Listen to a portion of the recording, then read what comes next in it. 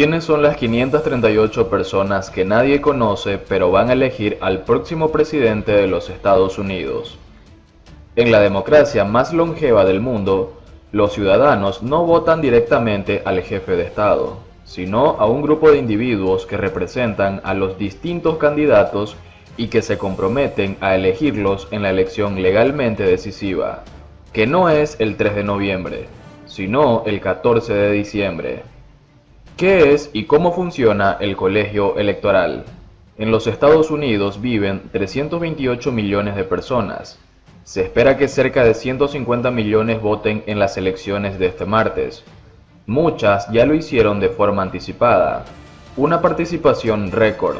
Sin embargo, en sentido estricto, ninguna de ellas elegirá al próximo presidente.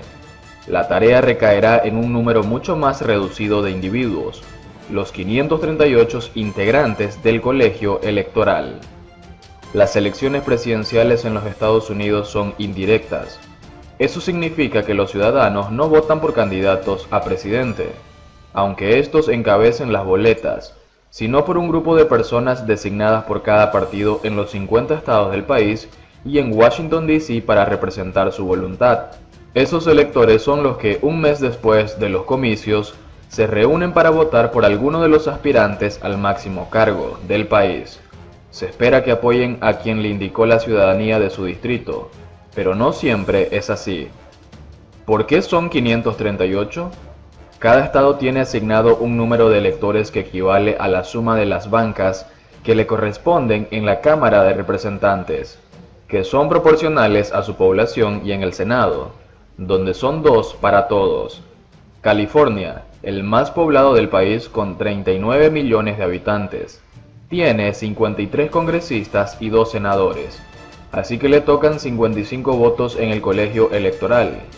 Wyoming, el menos poblado con solo medio millón de personas, tiene un congresista y 2 senadores, lo que suma 3 votos. En total, la Cámara de Representantes tiene 435 escaños y el Senado 100. Si los electores son 538, es porque en 1961 se decidió que la capital del país tenga también 3, como los estados más chicos, a pesar de que no elige congresistas ni senadores. En la previa de los comicios, las filiales republicanas y demócratas de todo el país arman listas con los potenciales electores. En casi todos los estados, el partido que suma más votos pone a la totalidad de los miembros que le corresponden a jurisdicción en el colegio electoral. El que pierde se queda con las manos vacías. Las excepciones son Maine y Nebraska, que eligen a los electores como si fueran congresistas, uno por cada distrito legislativo, lo que permite que distintos partidos tengan lugar en el colegio en nombre de esos estados.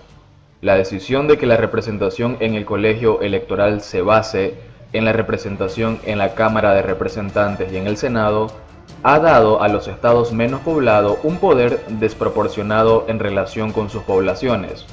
Por otro lado, que el ganador se lleve todos los electores ha fortalecido el sistema bipartidista y ha hecho que los estados pendulares, en los que el resultado es incierto, sean los más valiosos. Por lo general, solo un puñado de estados recibe visitas presidenciales o recursos de campaña cada 4 años, explicó Robert Alexander, director del Instituto de Cívica y Política Pública y profesor de la Universidad del Norte de Ohio, consultado por Infobae. El sistema tiene muchos aspectos controversiales. Que los ciudadanos necesiten un cuerpo de intermediarios para elegir a su presidente es el más evidente, sobre todo porque hay mucha discusión sobre si los electores están obligados a votar al candidato por el que fueron electos. De hecho, 7 cambiaron su voto en los comicios de 2016, un número inusualmente alto, pero mucho más objetable es quien suma más votos a nivel nacional pueda no ser presidente, como les pasó a Al Gore en 2000 y a Hillary Clinton en 2016, tras perder en el colegio ante George Bush y Donald Trump. Brian Gaines, profesor del Instituto de Gobierno y Asuntos Públicos de la Universidad de Illinois, considera que dada su importancia los electores son sorprendentemente invisibles. Hasta la década de 1960, dijo a Infobae, algunos estados permitían que los ciudadanos los eligieran directamente, de modo que potencialmente podían dividir su voto entre republicanos y demócratas. Ahora sus nombres ni siquiera figuran en las boletas en la mayoría de los estados, aunque en algunos todavía sí. Los estadounidenses hablan como si votaran directamente por los candidatos presidenciales y es probable que muchos piensen que realmente lo están haciendo, aunque recuerden vagamente que hay un colegio electoral.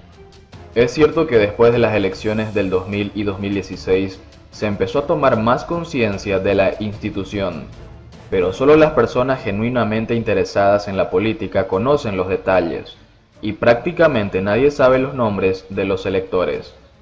Criticado por los sectores más liberales por considerar que mina la legitimidad democrática y defendido por los conservadores, que argumentan que la fortaleza de los Estados Unidos emana del respeto a las bases institucionales sobre las que fue fundado hace más de 2 siglos. El colegio electoral es una institución crucial, que sin embargo suele pasar desapercibida. Para entender la política estadounidense hay que saber cuáles son sus fundamentos, quiénes lo integran y cómo funciona. ¿Quiénes son los electores? La Constitución no establece requisitos para ser elector, solo les prohíbe postularse a funcionarios federales, ocupen cargos electivos o administrativos. Tampoco fija criterios para la elección. Cada partido puede elegir el que quiera en cada estado. En algunos, los postulantes a ocupar el cargo se eligen en las primarias, junto a los candidatos a presidente. En otros, no los votan los militantes, pero sí los delegados en las convenciones partidarias que oficializan las postulaciones presidenciales.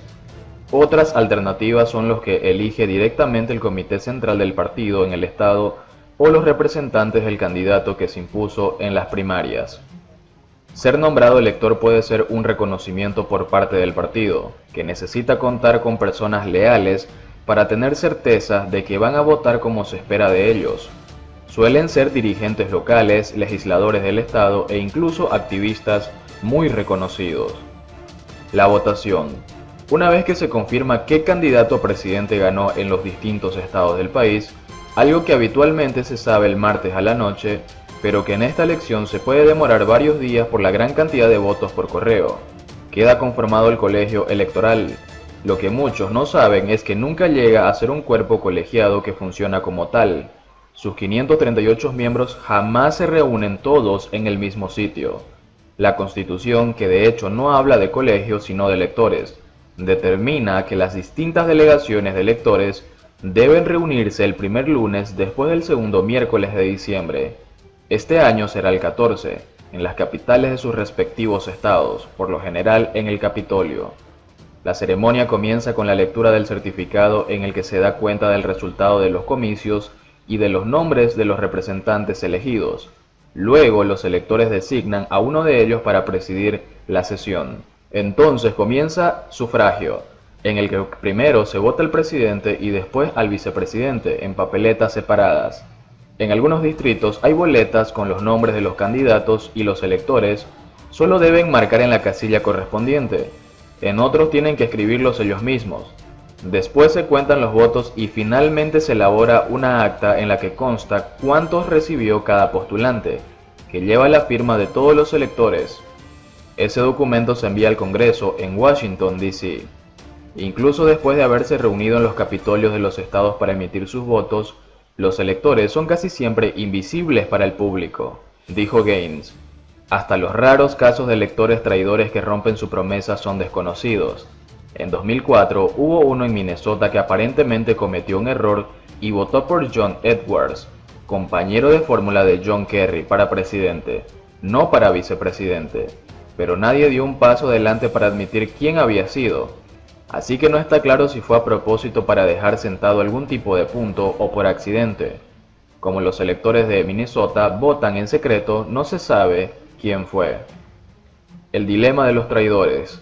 En el origen del colegio electoral la democracia de masas no se había inventado aún y la política era exclusivamente un asunto de la élite.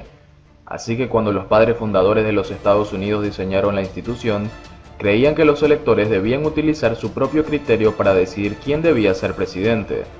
Pero desde que los partidos tomaron el control de la política, la prioridad absoluta pasó a ser que fueran fieles. Son las 50 organizaciones partidarias estatales las que eligen a los electores, así que nombran a miembros de toda la vida, a funcionarios electores del partido, a personas que hacen contribuciones importantes o a quienes representan a grupos clave dentro de la fuerza.